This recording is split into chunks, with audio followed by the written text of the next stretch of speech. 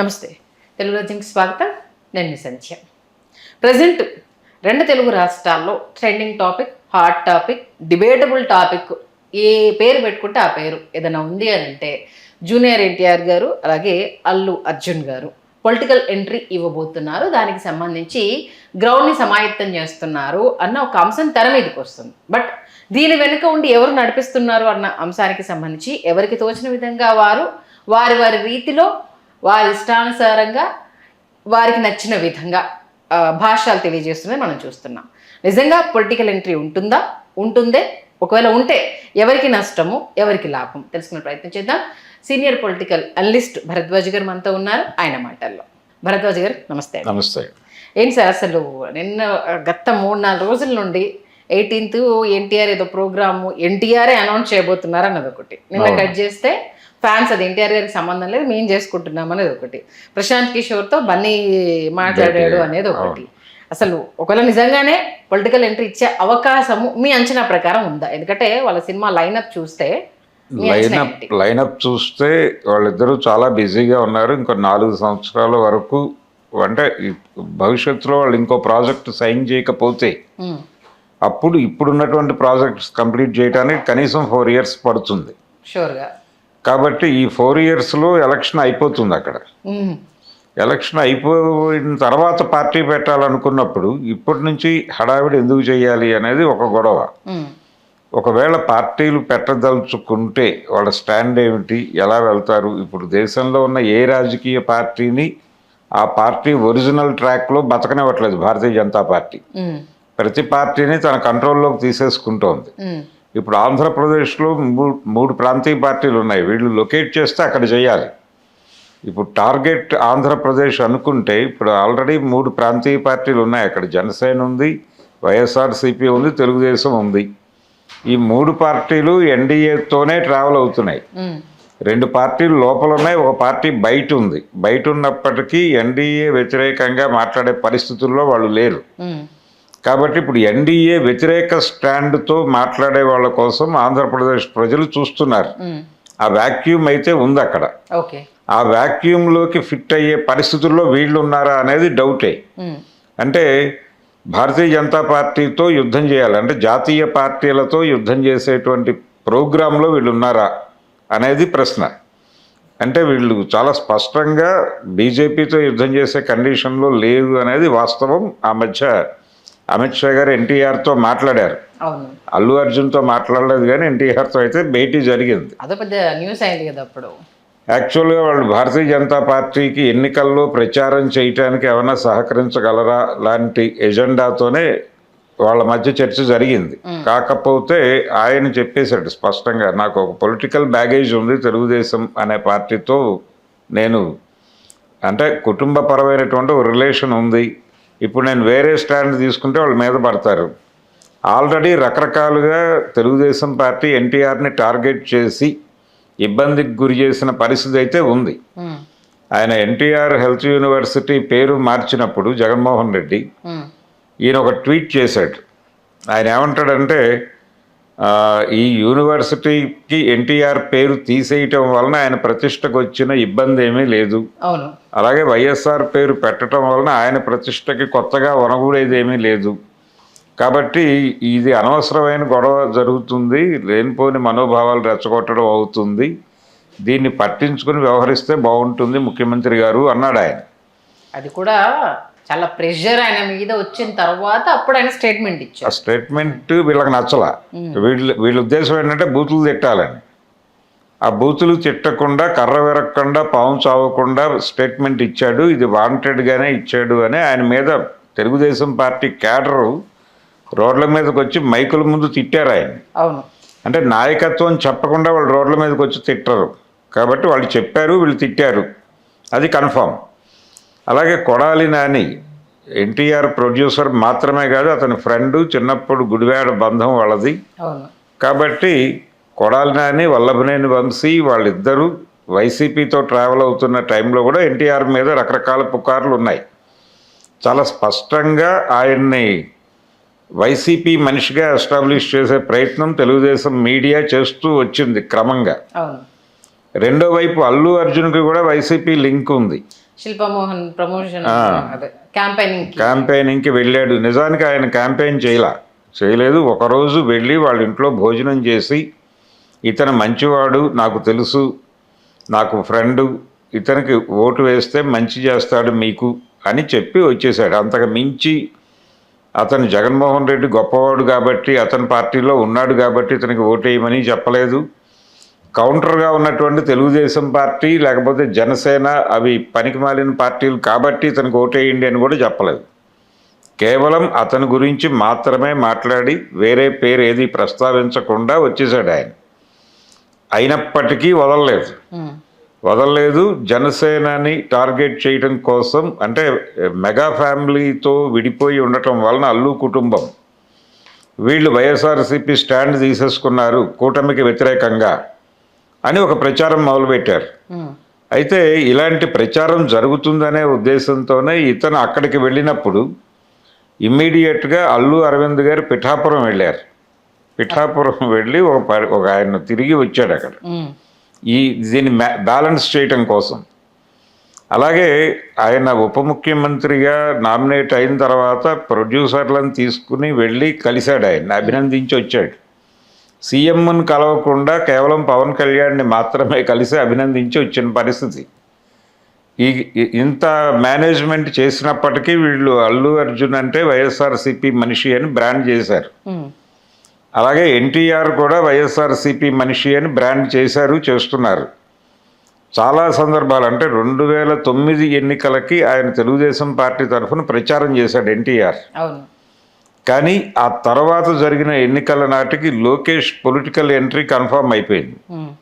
ఎప్పుడైతే అతను రాజకీయాల్లోకి వస్తున్నాడు అనేది అర్థమైపోయిందో ఇమ్మీడియట్గా ఎన్టీఆర్కి తెలుగుదేశానికి ఉండే లింక్ను కట్ చేసే ప్రయత్నం చేశారు వాంటెడ్గానే.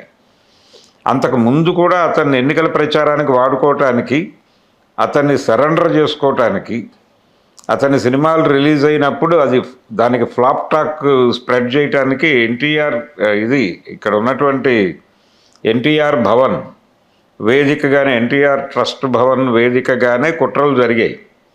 అది అందరికీ తెలుసు. ఆయన సినిమాలకి నెగిటివ్ ప్రచారం అక్కడి నుంచే జరిగేది. రీసెంట్గా కూడా మన వార్ 2 సినిమా రిలీజ్ టైంలో అనంతపురం ఎమ్మెల్యే గారు ఆ సినిమాకి వ్యతిరేకంగా మాట్లాడిన ఒక ఆడియో బయటకు వచ్చింది. కాబట్టి వాళ్ళు ఎన్టీఆర్ని టార్గెట్ చేయటం అనేది మొదలైంది. అంతకు ముందేమో కంట్రోల్లోకి తీసుకోవడం కోసం చేశారు.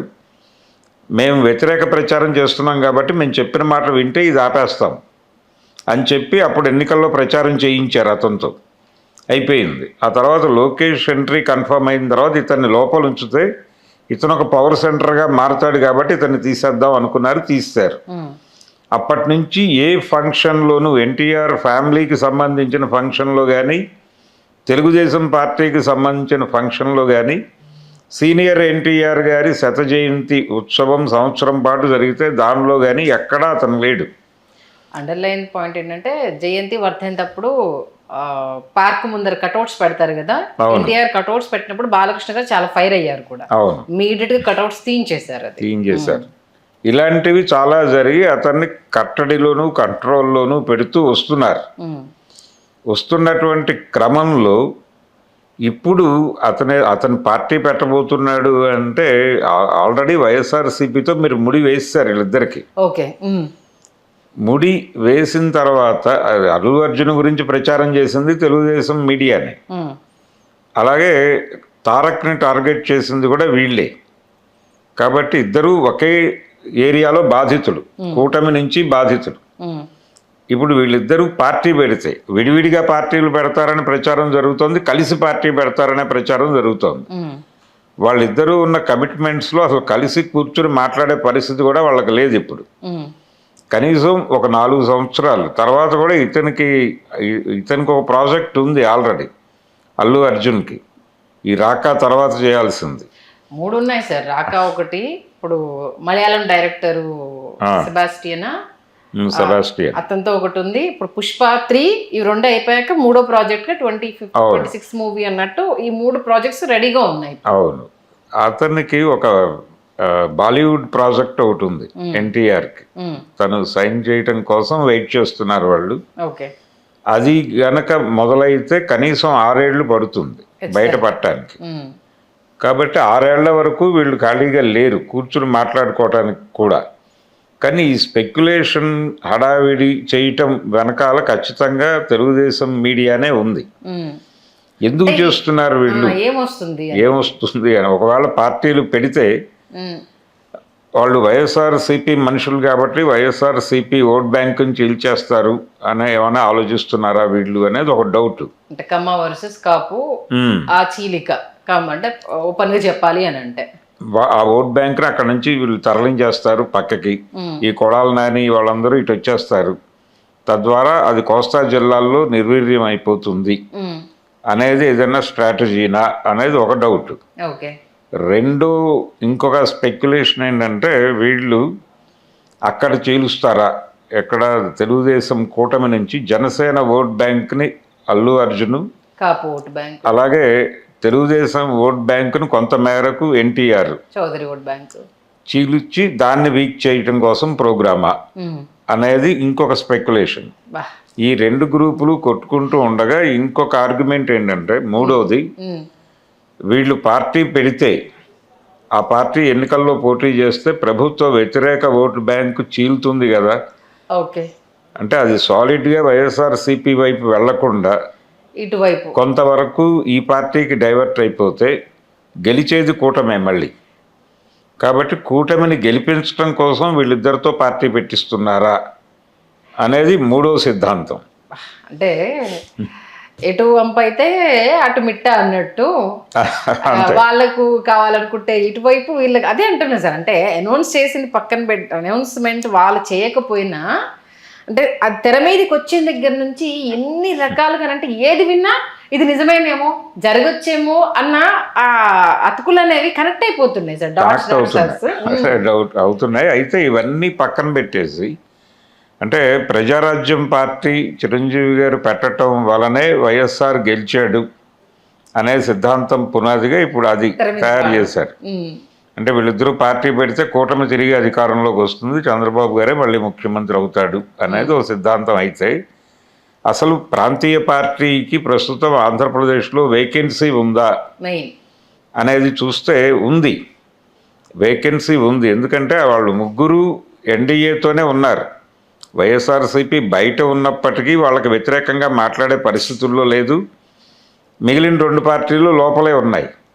కాబట్టి యాంటీ ఎన్డీఏ స్టాండ్తో బలంగా నిలబడే ఎవరైనా ఒక నోన్ ఫేస్ పార్టీ పెడితే జనాలు వాళ్ళని భుజానేసుకునే వాతావరణం అయితే ఉంది అక్కడ. అయితే అలా మాట్లాడే పరిస్థితుల్లో వీళ్ళిద్దరూ ఉన్నారా అనేది డౌట్. అంటే పాత రోజుల్లో ఎన్టీ రామారావు గారు ప్రాంతీయ పార్టీ పెట్టినప్పుడు ఆయనకు ఒక అనుకూల వాతావరణం ఉంది.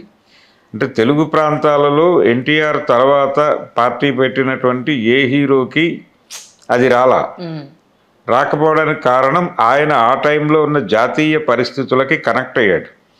ఆయన పార్టీ పెట్టే టైంలో జాతీయంగా జాతి పోరాటాలు జరుగుతున్నాయి దేశవ్యాప్తంగా. అస్సాం గణ సంగ్రామ పరిషత్తు విడిపోతామని వాళ్ళు చేస్తున్నారు. ఖలిస్తాన్ ఉద్యమం బలంగా ఉంది ఆ టైంలో. తర్వాత సుభాష్ ఘీసింగ్ నాయకత్వంలో బెంగాల్లో గూర్ఖాల్యాండ్ ఉద్యమం జరుగుతోంది.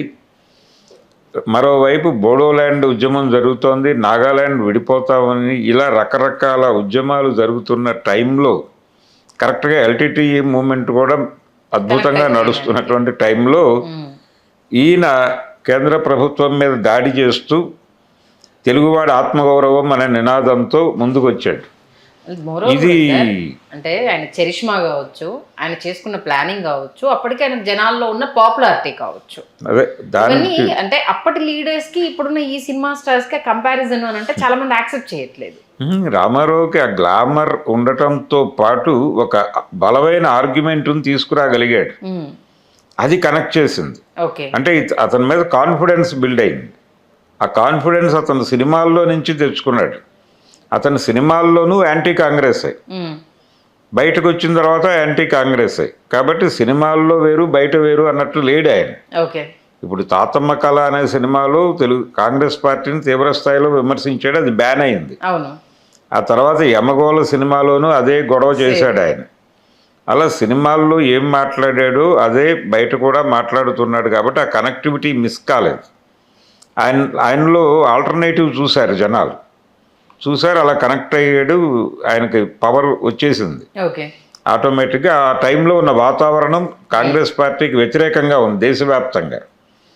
అలాగే ఆయన గెలిచిన తర్వాత కాంగ్రెస్ పార్టీ మీద కాదు, కేంద్ర ప్రభుత్వం మీద కూడా తీవ్రమైన విమర్శలు చేస్తూ వెళ్ళాడు. ఈ ప్రయాణంలో ఆయన నాదెండ్ల భాస్కర్రావు వెన్నుపోటప్పుడు భారతీయ జనతా పార్టీ ఆయనకు సహకరించింది. ఆ సహకారాన్ని అక్కడ వరకే పరిమితం చేశాడు ఆయన, దాన్ని కొనసాగించలేదు. ఓకే. కట్ చేశాడు. కట్ చేసి జాతీయ స్థాయిలో నేషనల్ ఫ్రంట్ పెట్టాలి అనే ఆలోచన చేశాడు. ఈ నేషనల్ ఫ్రంట్ ఆలోచన చేస్తున్నాడు ఈయన అనేది స్మెల్ రాగానే వాళ్ళు వచ్చి మాట్లాడారు భారతీయ జనతా పార్టీ నాయకులు. అయ్యా, మనం 84లో కలిసి ట్రావెల్ చేశాం కదా, మళ్ళీ ఇదేమిటి గొడవ, మీరు కాంగ్రెస్కి వ్యతిరేకులు కాబట్టి మాతో కదా కలవాల్సింది, మనం కదా కలిసి నడవాల్సింది, ఈ నేషనల్ ఫ్రంట్ ఏమిటి అని చెప్పి అడిగారు. అప్పటికి ఆయన ఇంకొక ఆలోచన కూడా చేస్తున్నాడు. భారతదేశం అనే పేరుతో ఒక జాతీయ పార్టీ పెట్టాలనే ఆలోచన కూడా చేశాడు రామారావు గారు. అది కూడా ఒక చోట మాట్లాడాడు. మాట్లాడిన తరువాత దాని మీద ఈనాడులో ఒక కార్టూన్ వచ్చింది. అది భారతదేశం అనే ఒక బుల్డోజర్ని సైకిల్కి కట్టుకుని తొక్కుతూ ఉంటాడు ఈయన.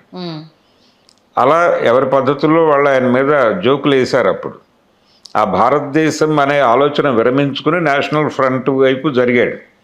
జరిగినప్పుడు వీళ్ళు వచ్చి మాట్లాడారు ఏమిటి గొడవ అని అడిగితే ఆయన చెప్పాడు, ప్రాంతీయ పార్టీలతో ఏమీ కాదు, ఉపయోగం లేదని నేను బలంగా నమ్ముతున్నాను. జాతీయ స్థాయిలో ఫెడరలిజం బతకాలి అంటే ప్రాంతీయ పార్టీల కూటమి ఢిల్లీలో అధికారంలోకి రావాలి, అందుకోసం నేషనల్ ఫ్రంట్ పెట్టాను నేను. కాబట్టి ప్రాంతీయ పార్టీలు దేశవ్యాప్తంగా ఉన్న అన్ని పార్టీలని ఒక వేదిక మీదకు తీసుకొచ్చి మేం గెలిచి మేం కేంద్రంలో ప్రభుత్వం ఏర్పాటు చేయబోతున్నాం అని చెప్పాడు. చెప్పిన తర్వాత ఆ రోజు హర్ట్ అయ్యారు, అద్వానీ గారే మాట్లాడారు, హర్ట్ అయ్యాడు ఆయన, వెళ్ళిపోయాడు అక్కడి నుంచి. వెళ్ళిపోయిన తర్వాత ఎన్టీఆర్ని విమర్శిస్తూ భారతీయ జనతా పార్టీ వాళ్ళు ఒక పుస్తకం వెలువరించారు ఆయన విధానాల మీద విమర్శ చేస్తూ. ఆ పుస్తకాన్ని ఆ రోజుల్లో ఆలయ నరేంద్ర గారు ఊరూరు వాడవాడ ఆవిష్కరణ ప్రోగ్రాములు పెట్టాడు. అలా తెలుగుదేశం పార్టీకి బీజేపీకి చీలికి వచ్చేసింది. అప్పుడు నాదెండ్లప్పుడు కలిసినటువంటి పార్టీలు మళ్ళీ విడిపోయినాయి ఇమ్మీడియట్గా. ఆ స్ట్రాటజీ, ఆ స్టాండ్తోనే ఆయన కాంగ్రెసేతర ముఖ్యమంత్రుల సమావేశం అని చెప్పి ఫారూక్ అబ్దుల్లా దగ్గర నుంచి ఎంజీఆర్ వీళ్ళందరినీ కలిపి విజయవాడ తీసుకొచ్చి అక్కడ ఒక మీటింగ్ పెట్టాడు ఎన్టీ రామారావు గారు. ఈ నేషనల్ ఫ్రంట్ ప్రోగ్రాంలో భాగంగానే ఇలాంటి క్యాపబిలిటీస్ వీళ్ళకు ఉన్నాయా వీళ్ళిద్దరికి, ఇప్పుడు జూనియర్ ఎన్టీఆర్కి కానీ లేకపోతే బన్నీకి కానీ అనేది ఒక ప్రశ్న. అందువలన ఆయన నడవగలిగాడు అంతసేపు వాళ్ళకి వ్యతిరేకంగా అంత బలంగాను ఆ స్ట్రాటజీతో వెళ్ళాడు. ఇప్పుడు ఆ స్ట్రాటజీ వీళ్ళు అడాప్ట్ చేసుకుంటే ఓకే. ఇప్పుడు ఆంధ్రప్రదేశ్కి ఒక సీనియర్ ఎన్టీఆర్ లాంటోడు కావాలి, యాంటీ బీజేపీతో సమానంగా తగ్గాఫర్గా ఉండేవారు. ఆ ధోరణితో ఆ వైఖరితో ఉండేవారు ఎవరైనా ఉంటే వాళ్ళకి అవకాశం ఉంది. కానీ వీళ్ళిద్దరూ ఆ ధోరణిలో కనిపించట్లేదు. కాబట్టి వీళ్ళు పొలిటికల్ పార్టీ పెట్టడం అనేది జస్ట్ ఊరికినే వాళ్ళ అభిమానుల్ని కన్సాలిడేట్ చేసుకునే ప్రయత్నం చేస్తున్నారు. అల్లు అర్జున్ ఆల్రెడీ చేశాడు ఆ పని. ఎన్టీఆర్ ఇప్పుడు కన్సాలిడేట్ చేసి వాళ్ళకి ఏదో నిర్మాణ రూపం ఇచ్చి కేంద్ర కమిటీలు రాష్ట్ర కమిటీలు పెడతాడు. అతను పెట్టినట్టే, అల్లు అర్జున్ పెట్టినట్టే. పెట్టడం వల్ల ఏంటంటే వీళ్ళ సినిమాలు పాన్ ఇండియా లెవెల్లో రిలీజ్ అయినప్పుడు ప్రతి అభిమాని సోషల్ మీడియాలో ఎక్కడో చోట మెంబర్ అయి ఉంటాడు. ఈ సినిమాకు సంబంధించిన విశేషాలని ఆయా భాషల్లో వాళ్ళు పుష్ చేసుకుంటూ వెళ్తారు. తద్వారా ఈ సినిమాకు ఒక పునాది ఏర్పడుతుంది. అది స్ట్రాటజీ వీళ్ళది.